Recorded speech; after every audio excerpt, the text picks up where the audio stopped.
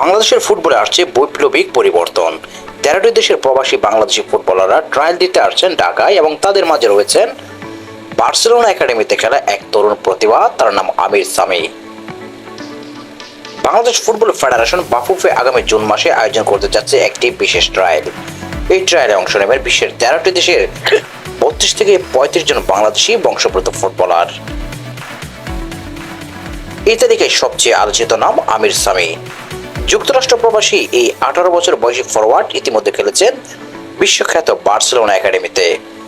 আমির সামির খেলার ধরন, গতি, ড্রিবলিং এবং গোল করার ক্ষমতা একেবারে ভরপুর।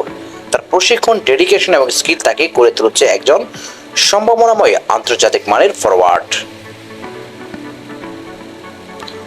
বাংলাদেশের ফুটবলে দীর্ঘদিন ধরে একটা সমস্যা ছিল স্কিলফুল এবং ম্যাচ ফিট খেলোয়াড়দের ঘাটতি। এখন সেই ঘাটতি পূরণে প্রবাসী প্রতিভার দিকেই তাকিয়ে বাফুফে, আর সেই উদ্যোগের ফল হিসেবেই এবার এই ট্রায়াল। ঢাকায় জুন মাসে অনুষ্ঠিতব্য এই ক্যাম্পে বাছাই করা হতে পারে বেশ কয়েকজন তরুণ খেলোয়াড়, যারা পরবর্তীতে জাতীয় দলের জার্সি গায়ে জড়াবেন।